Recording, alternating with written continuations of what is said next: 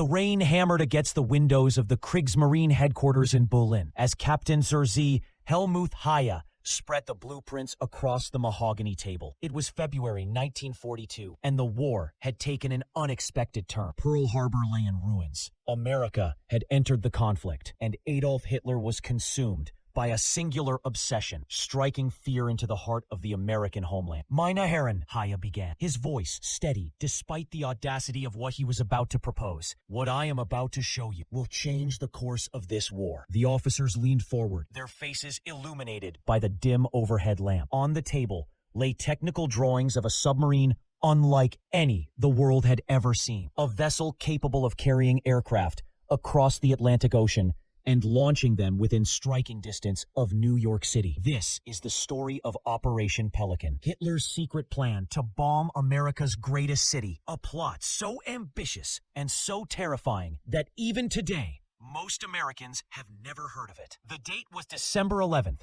1941. Adolf Hitler stood before the Reichstag, his voice echoing through the chamber as he declared war on the United States. But privately, in the marble halls of the Reich Chancellery, Hitler was seething with frustration. His generals had assured him that America would remain neutral, that the industrial giant across the Atlantic would be content to watch Europe burn from a safe distance. They had been catastrophically wrong. Now, with American factories gearing up for war production, and American troops preparing to cross the ocean, Hitler needed something dramatic, something that would shake American resolve before it could fully mobilize. He needed to prove that no one was safe, that even the towering skyscrapers of Manhattan could crumble under the weight of German might. I want New York burning, he told Grand Admiral Karl Dönitz during a private meeting in January 1942. I want Americans to look up at their precious Statue of Liberty and see our bombers circling overhead. I want them to understand that their ocean cannot protect them. Dönitz, commander of Germany's U-boat fleet, knew this was no idle fantasy. The Fuhrer expected results, and he expected them quickly. The admiral returned to his headquarters with a problem that seemed impossible to solve. How do you bomb a city that lies 3,500 miles across an ocean controlled by enemy forces? The answer lay in a project that had been quietly developing in Japan. Lieutenant Commander Toshio Endo stood on the deck of the I-400, watching as workers welded the final pieces of the submarine's aircraft hangar into place. It was 1944, and Japan had accomplished something remarkable. They had built submarines capable of carrying 3 bombers each, with a range sufficient to reach any point on Earth. But what most historians don't know is that the Japanese weren't the first to conceive of this idea. 2 years earlier, German engineers had been working on the same concept. In the spring of 1942, engineers at the Deutsche Werke shipyard in Kiel received unusual specifications from Berlin. They were to design a Type 11 U-boat,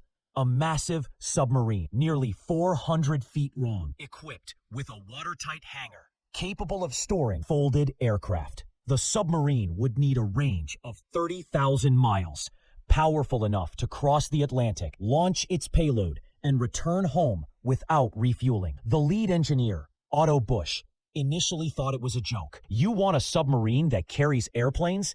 he had asked his superior. "That's science fiction." "The Fuhrer doesn't read science fiction," came the reply. "He makes it reality." Work began immediately. The engineers studied every aspect of the challenge. How would the aircraft be stored? How would they be launched? How would the submarine surface without being detected? Each problem spawned a dozen more, but slowly, solutions emerged. The aircraft would be the Arado R-231, a small reconnaissance plane that could fold its wings to fit inside the submarine's cylindrical hangar. But reconnaissance wasn't enough for Hitler's purposes. The engineers modified the design to carry a single 250-kilogram bomb. Not enough to level a building, but enough to cause panic and demonstrate Germany's reach. By August 1942, the first prototype submarine was nearing completion, but there was one critical problem: time. The Type 11 U-boat wouldn't be ready for sea trials until 1944 at the earliest, and Hitler wanted results now. That's when Albert Speer, Hitler's Minister of Armaments, suggested an alternative. "Why build new submarines when we already have perfectly good ones?" Speer argued during a tense meeting in the Wolf's Lair, Hitler's field headquarters in East Prussia. "We modify existing Type 9 U-boats, strip them down to essential systems, and install temporary launching platforms. It was a compromise, but it might work. The Type 9 U-boats had the range to reach American waters, and with modifications, they could carry small aircraft or even unmanned glider bombs. The mission wouldn't be as spectacular as Hitler had envisioned, but it would achieve the psychological effect he desired. Admiral Donitz assigned the task to his most experienced commanders. Among them was Korvettenkapitän Hans Rudolf Rosing, a decorated officer with a reputation for completing impossible missions. Rosing would lead the operation, but first, he needed to understand the target. In September 1942, Rosing was summoned to a secure briefing room beneath the Kriegsmarine headquarters. Inside, he found detailed maps of New York City, aerial photographs taken by long-range reconnaissance aircraft,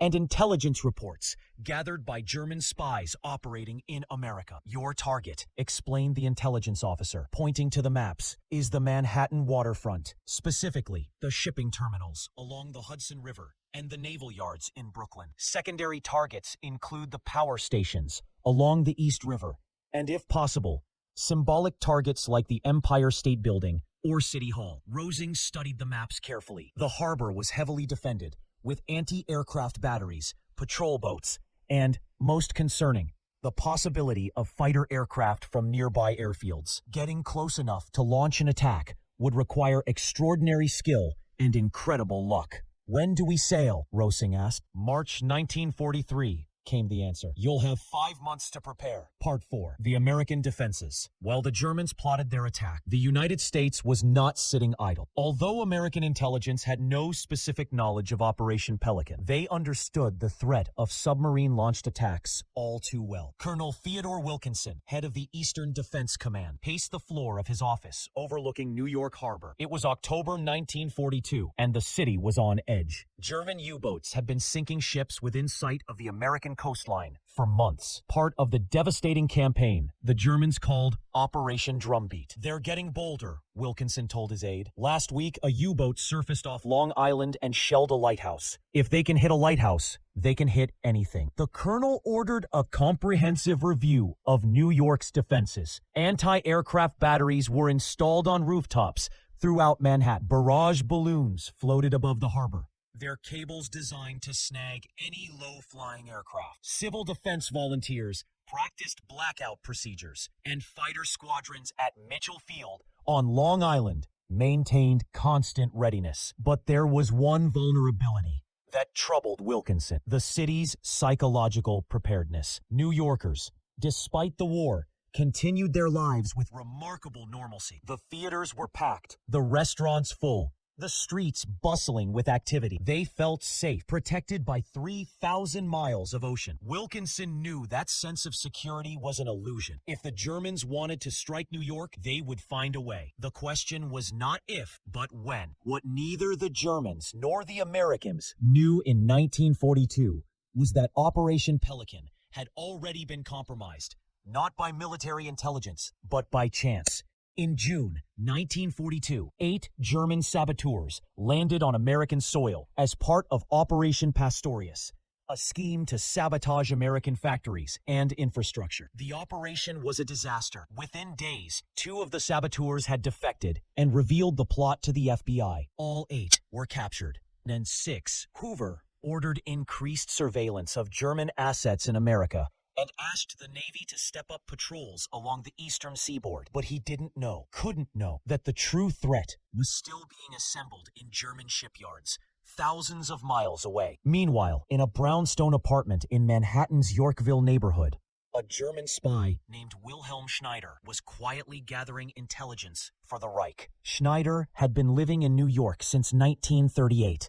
Posing as a Swiss import-export merchant. His real job was to observe harbor traffic, note the locations of military installations, and report on American morale. Schneider sent coded messages back to Germany using a shortwave radio hidden in his bedroom closet. In November 1942, he received an unusual request: provide detailed information on tidal patterns around Manhattan. He didn't know why Berlin wanted this information, but he gathered it meticulously, never suspecting that his reports were being used to plan an attack that could change history. March 1943 arrived with unseasonably cold weather along the German coast. U-511, a Type 9C submarine under the command of Korvettenkapitän Friedrich Steinhoff, prepared to depart on what its crew believed was a routine Atlantic patrol. They were wrong. Only Steinhoff and his first officer knew the true nature of their mission. Secured in the submarine's forward torpedo room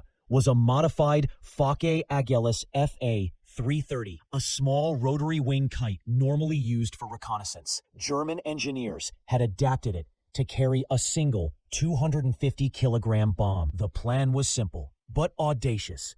Approach New York Harbor underwater, surface at night, deploy the kite with its bomb, and use the submarine's diesel engines to tow it aloft. The prevailing westerly winds would carry it toward Manhattan, where the bomb would detonate on impact. It was crude, dangerous, and unlikely to cause significant damage, but it would achieve Hitler's goal, proving that America was vulnerable. U-511 departed Kiel on March 15th, 1943, and began the long journey across the Atlantic. For 3 weeks, the voyage proceeded without incident. The submarine traveled submerged during the day and surfaced at night to recharge its batteries and let the crew breathe fresh air. But on April 7th, approximately 200 miles east of New York, disaster struck. The submarine was running on the surface, making good speed toward its target area, when the lookouts spotted a silhouette on the horizon. An American destroyer, the USS Boris, on patrol. Steinhoff ordered an emergency dive, but the destroyer had already detected them. Depth charges began exploding around the submarine,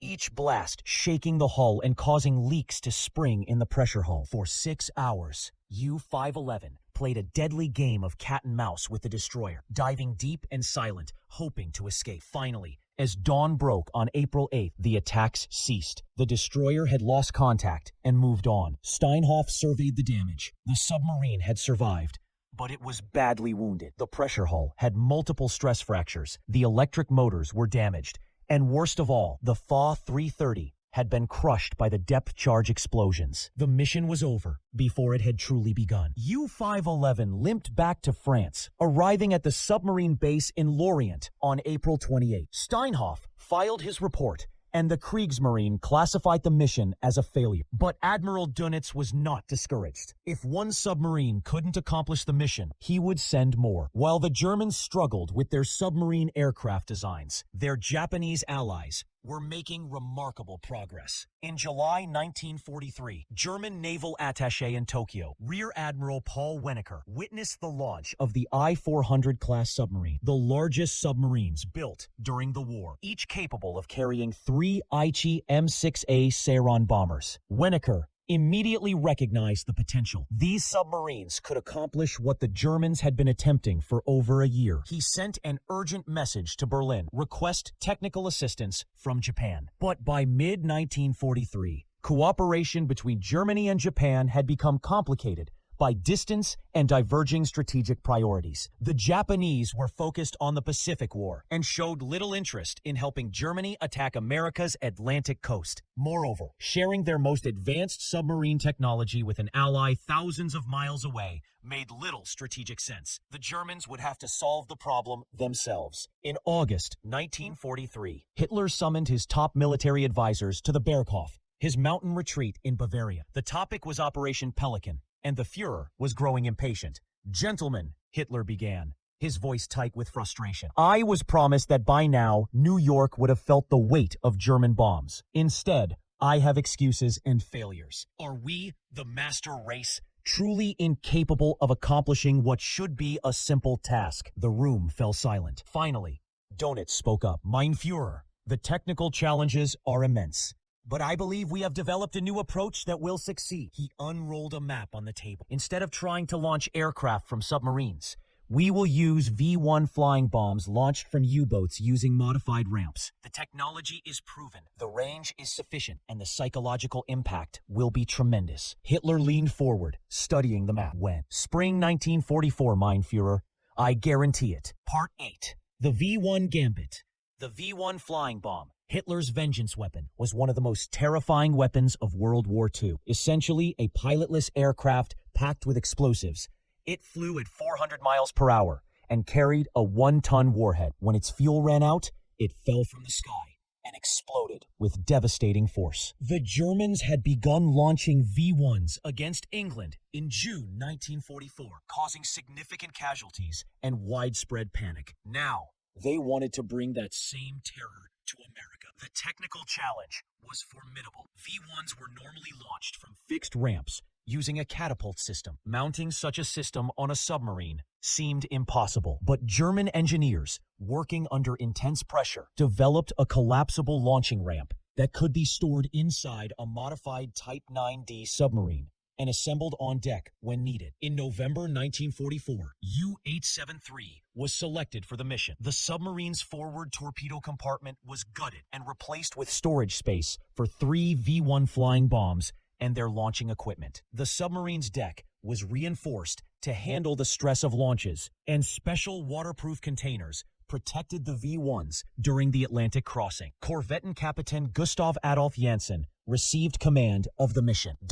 Unlike previous commanders, Jansen was given explicit orders. He was not to attack shipping or engage in combat. His sole purpose was to reach American waters, launch his V-1s at New York, and return home. If detected, he was to abort the mission immediately. U-873 departed Bergen, Norway on January 12, 1945. By this point in the war, the Atlantic had become a death trap for German submarines. Allied air patrols were constant. Radar technology had advanced dramatically, and the Allies had broken German naval codes. Submarines that had once ruled the Atlantic now crossed it in terror, knowing that detection likely meant death. But Jansen was careful and lucky. He navigated far to the north, skirting the edge of the Arctic ice pack before turning south toward North America. By mid-February, he was approaching the Grand Banks off Newfoundland. Then came the order that changed everything. On February 15th, 1945, as U-873 was making its final approach toward New York, Jansen received a coded message from U-Boat Command. All operations suspend. Await further orders. The message made no sense. Why suspend operations when they were so close to their target? Jansen ordered the submarine to hold position and wait for clarification. The explanation came 2 days later in another coded message. Allied forces had crossed the Rhine River and were advancing rapidly into Germany. Berlin was under siege by Soviet forces. The German military was collapsing on all fronts. All submarines at sea were ordered to either return to base or, if that was impossible, to surrender to the nearest Allied forces. Jansen gathered his officers in the tiny wardroom. The mood was grim. "Gentlemen," he said quietly, "the war is over. We have a choice to make." The debate lasted hours.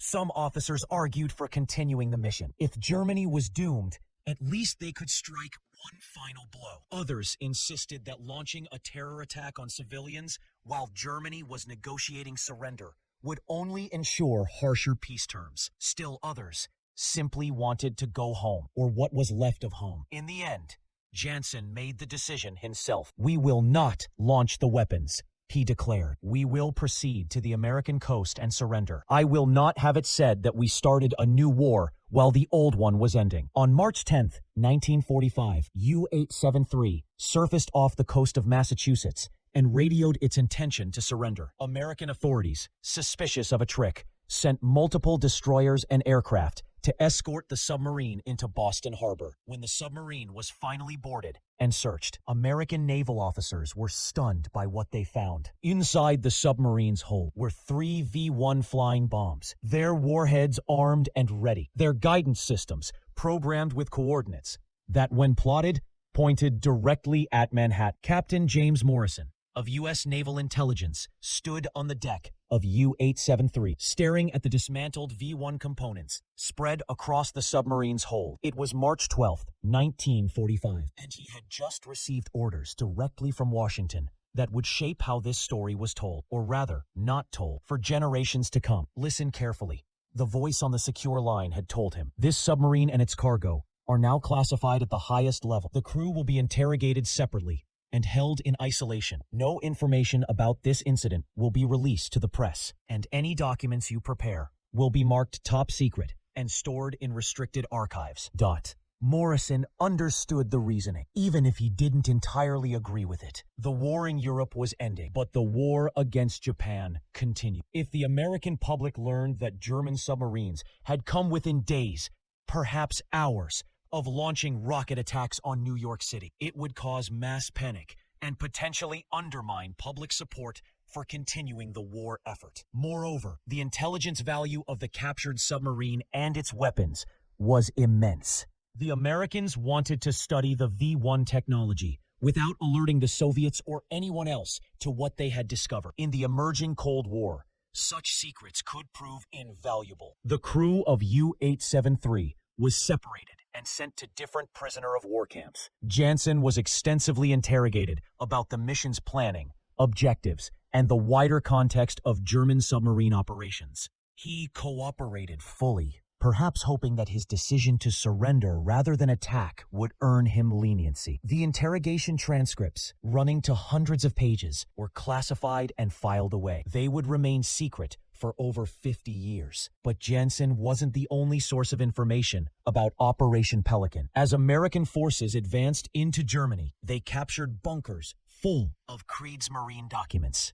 including the complete operational plans for submarine attacks on American cities. These documents revealed a stunning truth. U-873 wasn't the only submarine sent to attack New York. The captured documents told a story more complex and frightening than anyone had imagined. Operation Pelican, it turned out, had never been a single mission. It was a comprehensive campaign involving multiple submarines, different attack methods, and contingency plans that extended over 3 years. The first attempt by U-511 with its modified kite bomb had failed in April 1943, but that was just the beginning. In August 1943, U-508 had been dispatched with orders to shell New York Harbor using its deck gun. The submarine reached a position 15 miles off Sandy Hook, New Jersey, before being detected by patrol aircraft and forced to withdraw after sustaining damage from aerial depth charges. In January 1944, U-190 attempted to deploy a team of 4 saboteurs by inflatable raft near Long Beach, Long Island. The mission failed when the raft capsized in heavy surf, drowning 2 of the saboteurs. The survivors were captured within 24 hours. In June 1944, U-1229 carried a modified V-1 launching system, similar to the one later used by U-873. But the submarine struck a mine off the coast of Newfoundland and sank with all hands before reaching its target area. Each failure had prompted the Germans to try again, refining their tactics and technology. U-873's mission in early 1945 represented the culmination of these efforts. The best chance Germany had of actually hitting New York. American investigators also discovered something else in the captured documents: detailed target lists. The Germans hadn't been planning random attacks. They had specific objectives, carefully chosen for maximum psychological and strategic impact. Primary targets included the Brooklyn Navy Yard, the Staten Island shipyards, and the Edison power plants along the East River. Secondary targets were symbolic locations: City Hall, the Woolworth Building, and most chillingly, Grand Central Terminal during rush hour. The documents included casualty estimates. German planners calculated that a successful V-1 attack on Grand Central during evening rush hour would kill at least 500 people and injure thousands more. The psychological impact, they believed, would be incalculable. Reading these cold calculations, Morrison felt a chill run down his spine. They had come so close. If U-873 had been a week faster, if Jansen had been a little less honorable, if the orders to surrender had been delayed, he pushed the thought away and continued his investigation. While American authorities were interrogating German submariners, the FBI was dealing with a different problem. Wilhelm Schneider, the German spy in Yorkville. Schneider had been under FBI surveillance since late 1943, but agents had kept him active, hoping he would lead them to other German intelligence assets in America. It was a dangerous game. By allowing Schneider to continue operating, the FBI risked him providing information that could be used in an attack. In March 1945, FBI agents finally arrested Schneider in his apartment. The shortwave radio was still warm from his last transmission. Among his papers, they found detailed notes on New York Harbor, including title charts, patrol boat schedules, and observations about gaps in the city's defenses. During his interrogation, Schneider revealed something that stunned his interrogators. He had been specifically tasked with gathering intelligence to support submarine attacks on New York. He didn't know exact dates or methods, but he knew the attacks were planned, and he knew they were imminent. I sent my last report 3 weeks ago, Schneider told his interrogators. I told them the harbor patrols had been reduced because of the push into Germany. I told them the anti-aircraft batteries on the Brooklyn waterfront had been moved to support the invasion of Japan. I told them it was the best chance they would ever have. That last report had reached U-873 while it was still crossing the Atlantic. It had influenced Jansen's approach route and his selected launch position. In a very real sense, Schneider had nearly succeeded in enabling the attack he had worked 3 years to support. Schneider was convicted of espionage and sentenced to death. But as with so many aspects of Operation Pelican, his case was classified. His execution in 1946 was carried out in secret, and his name never appeared in any public record of German espionage in America. The FBI's handling of the Schneider case would later be criticized by intelligence historians. By keeping him active so long, the Bureau had taken an enormous risk, but FBI officials defended their decision, arguing that Schneider's intelligence had helped them identify and dismantle other German spy networks. In the end, they insisted the risk had been worth it. In the spring of 1945, a special team of U.S. naval intelligence officers was assembled to conduct what they called a retrospective threat assessment of Operation Pelican. Their classified report, completed in August 1945, made for chilling reading. The team concluded that if U-873 had launched its V-1 attacks as planned, all 3 missiles would likely have reached Manhattan. Given the primitive guidance systems of the era, the V-1s wouldn't have hit specific targets. But in densely populated Manhattan, precision wasn't necessary. Wherever they landed, casualties would have been significant. The report estimated between 500 and 1,500 deaths, depending on where the V-1s impacted and the time of day. Property damage would have been extensive, but the real impact, the report concluded, would have been psychological. The American public has spent 4 years believing that the continental United States is safe from direct attack, the report stated. The sudden appearance of German missiles over New York City would shatter that sense of security. The psychological effects could include mass panic, demands for retaliation against German civilians, and potentially a significant impact on public support for post-war reconciliation with Germany. The report also addressed a darker possibility. What if the Germans had succeeded in mounting a sustained campaign of submarine-launched attacks? What if U-873 hadn't been the last submarine, but the first of many? In that scenario, the report concluded the U.S. would have been forced to divert significant military resources to coastal defense, potentially affecting the pace of operations in Europe and the Pacific. Submarine patrols would have needed to be intensified. Air defense systems would have required expansion. Coastal cities would have demanded protection. In short, the report concluded a successful execution of Operation Pelican could have significantly altered the final year of the war, even if it could not have changed the ultimate outcome. While American intelligence was analyzing the German threat to New York, they were simultaneously confronting an almost identical threat from Japan. The I-400 submarine program, which had so impressed the German naval attaché in 1943, was now being turned against the United States. In August 1945, American forces captured I-400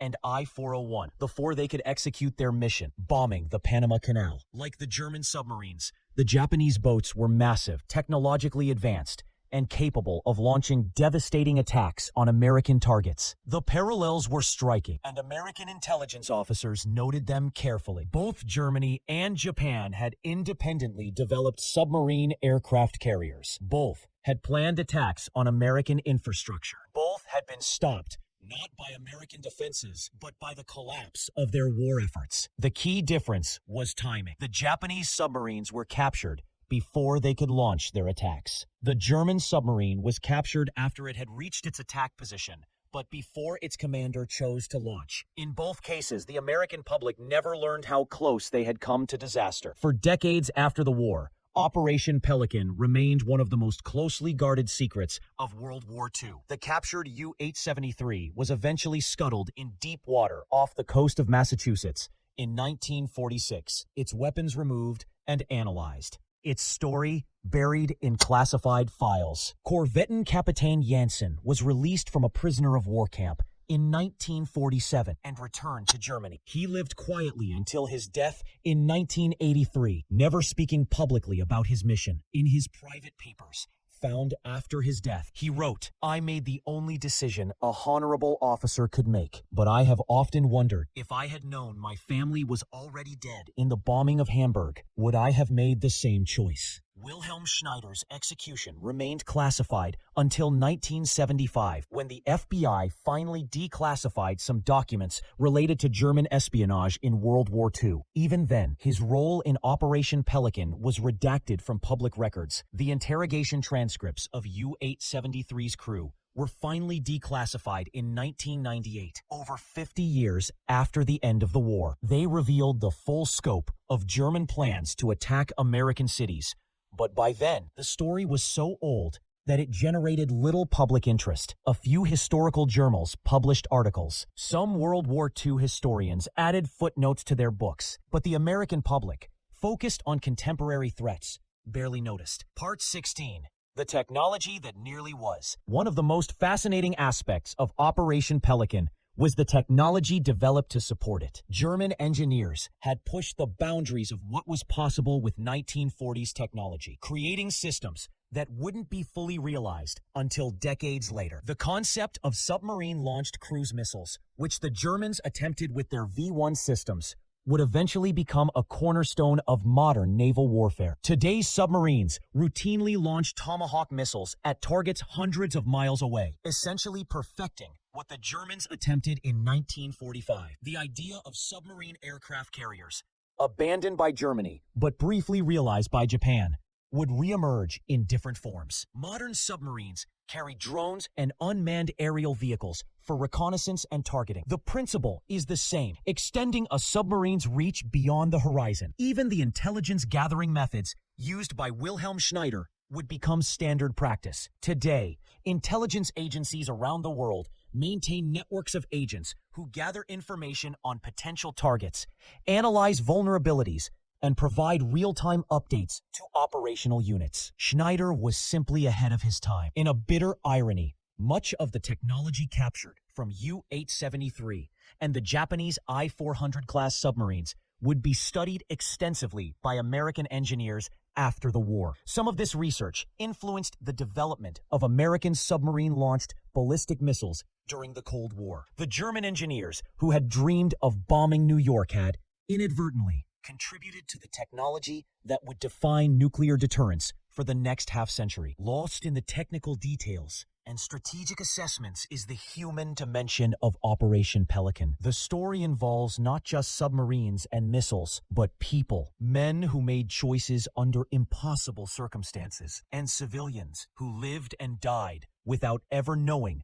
how close they came to disaster. Consider the crew of U-873. These were men in their 20s and 30s, submarine sailors who had volunteered for one of the most dangerous assignments of the war. They crossed the Atlantic, knowing that most U-boats sent on such missions never return. They lived in a steel tube, underwater for weeks at a time, eating preserved food, breathing recycled air, and knowing that at any moment, a depth charge could end their lives. When the order came to surrender, rather than attack, some of them were relieved. Others were angry, feeling that their sacrifice had been wasted. Still others were simply numb, unable to process the fact that the war they had been fighting for years was suddenly over. Or consider the civilians of New York who went about their lives in early 1945, completely unaware that a German submarine with 3 armed missiles was approaching their city. They rode the subway, worked in offices,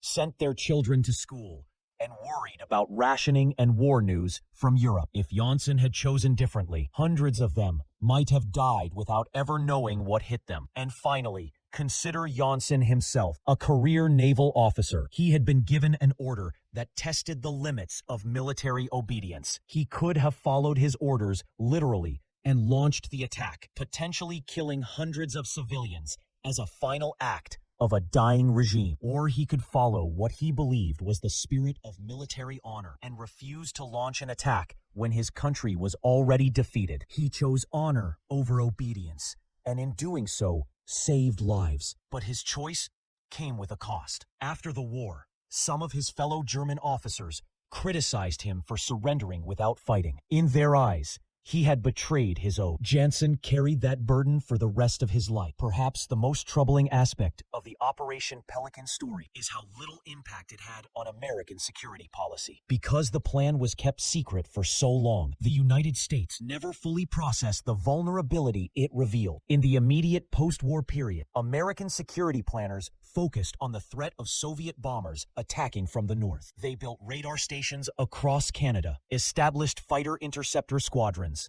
and developed civil defense plans based on the assumption that any attack on American cities would come from the air. They largely ignored the vulnerability revealed by Operation Pelican, that an enemy with sufficient determination could launch attacks from the sea, using submarines to deliver weapons close to American shores before defenses could respond. It wasn't until the 1960s, when the Soviet Union developed submarine-launched ballistic missiles, that American planners fully confronted this threat. And even then, they tended to think of it in terms of nuclear weapons and Cold War deterrence, not the kind of conventional attacks the Germans had attempted. The declassification of Operation Pelican documents in the 1990s should have prompted a reevaluation of coastal security, particularly in the age of terrorism. The 9/11 attacks demonstrated that America remained vulnerable to unexpected forms of assault. Yet even after 9/11, relatively little attention was paid to the threat of submarine or maritime-based attacks. Security analysts have pointed out that modern terrorists could potentially use submarines, either purchased on the black market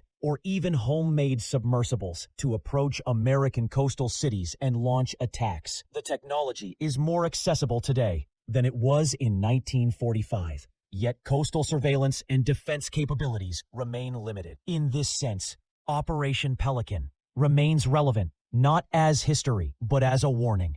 It demonstrates that technological capability, surprise, and determination can overcome vast distances and seemingly impregnable defenses. It shows that America's geographic isolation, once considered its greatest security asset, is not absolute protection. The story America never heard is a story America should have learned from. In 2003, a German documentary filmmaker named Klaus Werner set out to find surviving members of U-873's crew. Most had died. Their interviews, conducted over several months, provided the most detailed personal accounts of Operation Pelican ever recorded. The men spoke haltingly at first, reluctant to revisit painful memories, but eventually their stories emerged. Otto Becker, who had been the submarine's chief engineer, remembered the moment they received the order to surrender. "I was relieved," he admitted. "We all knew the war was lost. We didn't want to die for nothing. But I also felt.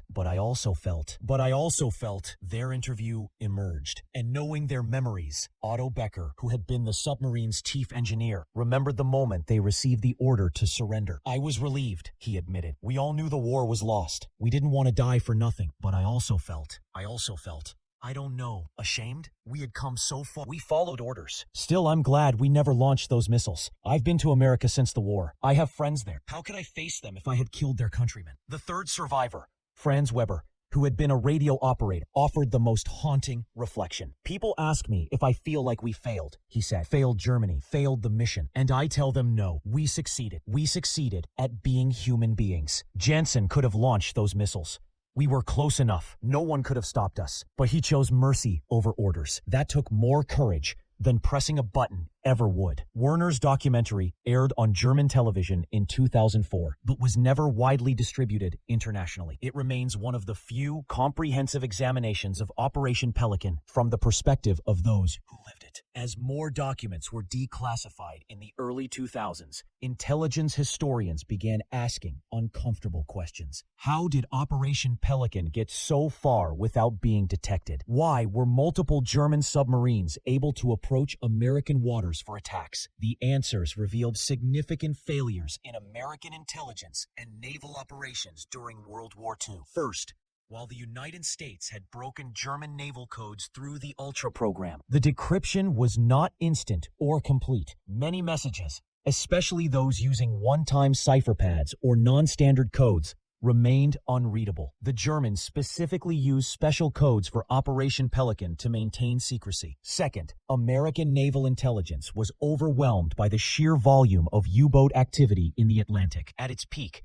over 400 German submarines were operational. As more documents were declassified in the early 2000s, intelligence historians began asking uncomfortable questions. How did Operation Pelican get so far without being detected? Why were multiple German submarines able to approach American waters for attacks? The answers revealed significant failures in American intelligence and naval operations during World War II. First, while the United States had broken German naval codes through the Ultra program, the decryption was not instant or complete. Many messages, especially those using one-time cipher pads or non-standard codes, remained unreadable. The Germans specifically used special codes for Operation Pelican to maintain secrecy. Second, American naval intelligence was overwhelmed by the sheer volume of U-boat activity in the Atlantic. At its peak, over 400 German submarines were operational. Tracking all of, predicting their movements, and responding to threats stretched Allied resources to the breaking point. In that chaos,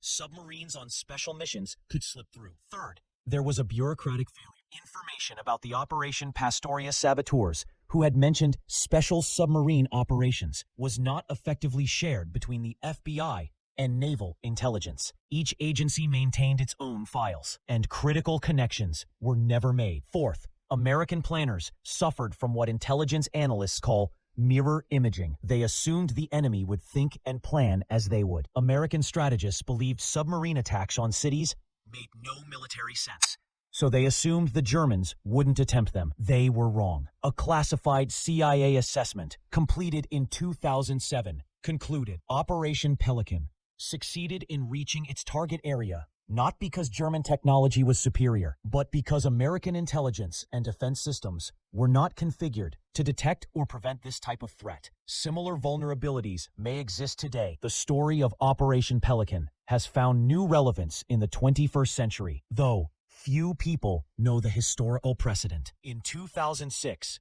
the U.S. Coast Guard and Navy conducted a classified war game called Silent Approach, which simulated terrorist organizations using submarines or submersibles to attack American coastal cities. The scenario was inspired partly by the declassified Operation Pelican documents and partly by intelligence reports that various terrorist groups had attempted to acquire or build submarines. The results of Silent Approach were sobering. The simulated attackers successfully penetrated harbor defenses in Los Angeles, New York, and Miami. While they were eventually detected and engaged, in several scenarios, they managed to detonate simulated weapons before being stopped. The Coast Guard recommended significant upgrades to harbor surveillance systems and the expansion of underwater detection networks. Some recommendations were implemented. Others remain unfunded due to budget constraints. Meanwhile, submersible technology has proliferated. Drug cartels in South America have built sophisticated semi-submersible vessels capable of crossing the Pacific Ocean. North Korea has developed a submarine fleet, including vessels capable of launching ballistic missiles. Even non-state actors have experimented with underwater vehicles. The technology that seemed so advanced in 1945, a submarine that can approach a coastal city undetected and launch weapons, is now relatively commonplace. Yet coastal defenses have not kept pace with the threat. Security analysts who study Operation Pelican today don't focus on the historical details. They focus on the strategic lesson that America's coastal cities remain vulnerable to maritime attacks, and that the psychological impact of such an attack could be devastating, even if the physical damage is limited. Part 22. The counterfactual history. Historians love to play the what-if game, and Operation Pelican offers rich material for counterfactual speculation. What if Jansen had launched his missiles? How would history have changed? In 2015, historian Dr. Margaret Chen published a detailed counterfactual analysis titled "The Missiles That Never Fell: Operation Pelican and alternative World War II endings. Chen argued that a successful V-1 attack on New York in March 1945 would have had profound consequences, even though Germany was already on the brink of defeat. First, it would have triggered a massive public outcry in America for harsh treatment of Germany. The Morgenthau Plan, which proposed reducing Germany to an agricultural nation, would have gained political support. Post-war reconstruction might have been significantly delayed. Second, it would have complicated Allied relations with the Soviet Union. Stalin would have used the attack to argue that the Western Allies were too soft on Germany, potentially affecting the Yalta and Potsdam negotiations. Third, it might have accelerated the decision to use atomic bombs on Japan. If German missiles could reach New York, American planners would have been hyper-aware of Japan's own submarine aircraft carriers. The desire to end the war quickly, before Japan could mount similar attacks, would have been even stronger. Fourth, and perhaps most significantly, it would have fundamentally altered American national security psychology. The sense of invulnerability that characterized American strategic thinking for decades after World War II might never have developed. The Cold War might have unfolded differently, with America approaching nuclear deterrence from a position of demonstrated vulnerability rather than assumed safety. Chen's analysis is speculative, but it highlights an important point. Sometimes what doesn't happen in history is as important as what does. Operation Pelican failed, and that failure shaped the post-war world in ways we still don't fully appreciate. In 2019, German researcher Sophia Hartmann made a discovery that added a final, disturbing chapter to the Operation Pelican story. While examining recently declassified documents from the Soviet archives, Hartmann found evidence that Stalin's intelligence services knew about Operation Pelican while it was in progress. The Soviets had penetrated German naval intelligence and learned about the submarine missions to attack New York. But Stalin deliberately withheld this information from his American and British allies. Why? The answer appears to be cynical calculation. Stalin believed that a German attack on New York, even a limited one, would strengthen his hand in post-war negotiations. It would demonstrate that the Western Allies had failed to protect their own territory, while the Soviet Union had borne the brunt of the war against Germany. It would give Stalin leverage when discussing everything from German reparations to the shape of post-war Europe. Hartmann's discovery has been controversial among historians. Some argue that the Soviet documents are unreliable or have been misinterpreted. Others contend that even if Stalin knew about Operation Pelican, there was little he could have done to stop it without revealing his intelligence sources. But if Hartmann's interpretation is correct, it adds a layer of Cold War intrigue to a World War II story. It suggests that the major powers were already maneuvering for post-war advantage, even as they fought together against Nazi Germany. And it means that Jansen's decision to surrender rather than attack may have inadvertently prevented Stalin from gaining a political advantage he had been counting on. Today, there are only a handful of people actively working to preserve the history of Operation Pelican. The story is too obscure for major museums, too classified for many archives, and too complex for popular history. But in a small maritime museum in Massachusetts, curator Robert Hayes has assembled the most comprehensive public collection of Operation Pelican materials. The collection includes declassified documents, photographs of U-873, technical drawings of the V-1 launching system, and oral history interviews with American sailors who were present when the submarine surrendered. This story matters, Hayes insists, not because of what happened, but because of what almost happened. It's a reminder that history pivots on individual decisions, that technology creates vulnerabilities we don't always anticipate, and that sometimes we're luckier than we deserve to be. Hayes gives occasional lectures on Operation Pelican to small audiences, military historians, security analysts, submarine veterans. He's working on a book, though publishers have told him the topic is too narrow for commercial success. "I'm not trying to make money," Hayes says. "I'm trying to make sure people remember. 75 years from now, when I'm gone and all the participants are dead, someone needs to know this story. Someone needs to remember how close we came." In Germany,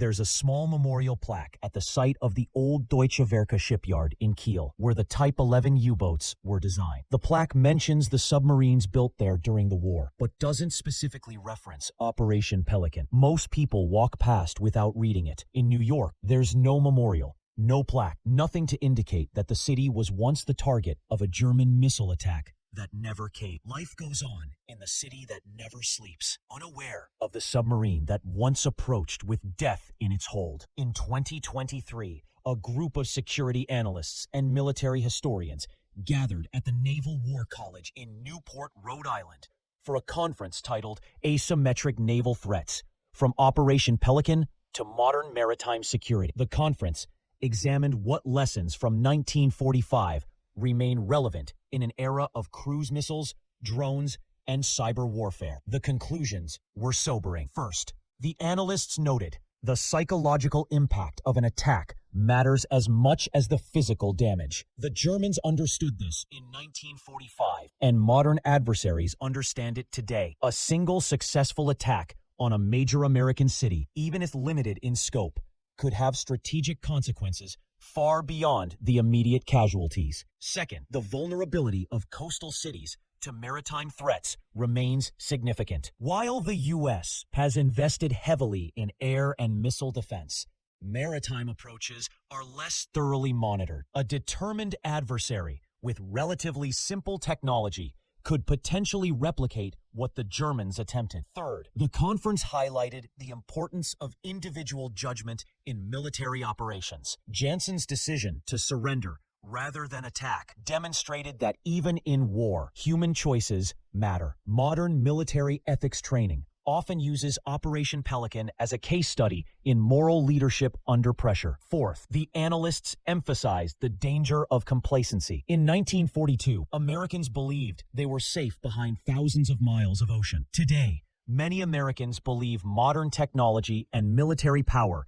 make the homeland invulnerable. Operation Pelican reminds us that determined adversaries can always find vulnerabilities. As the rain continued to fall on that February day in 1942, when Operation Pelican was first conceived, none of the participants could have imagined how the story would unfold. Hitler's grand vision of German bombers over New York would be reduced to 3 missiles that never flew, carried by a submarine that surrendered without firing a shot. The operation failed, but it failed in a way that revealed both the best and worst of human nature. It showed the ruthlessness of Nazi Germany, willing to launch terror attacks on civilians in a war already lost. But it also showed the conscience of men like Gustav Adolf Jansen, who chose humanity over orders. For decades, this story remained hidden in classified archives, known only to a handful of intelligence officers and historians. The American public, focused on the obvious threats and dramatic battles of World War II, never learned how close danger had come to their shores. Even today, with most documents declassified and survivors gone, Operation Pelican remains largely unknown. It doesn't fit the narrative Americans prefer about World War II, a story of clear victories, heroic battles, and American invulnerability. But the story matters precisely because it complicates that narrative. It reminds us that in war, danger can come from unexpected directions. It shows us that geography is not destiny, that oceans are not walls, and that safety is never absolute. Most importantly, it reminds us that history is made not just by nations and armies, but by individuals making choices under impossible circumstances. Somewhere in the Atlantic Ocean in March 1945, a German submarine commander looked at his orders, looked at his weapons, and chose mercy over vengeance. Because of that choice, New York never burned. The missiles never fell. The attack never came. And America never heard the story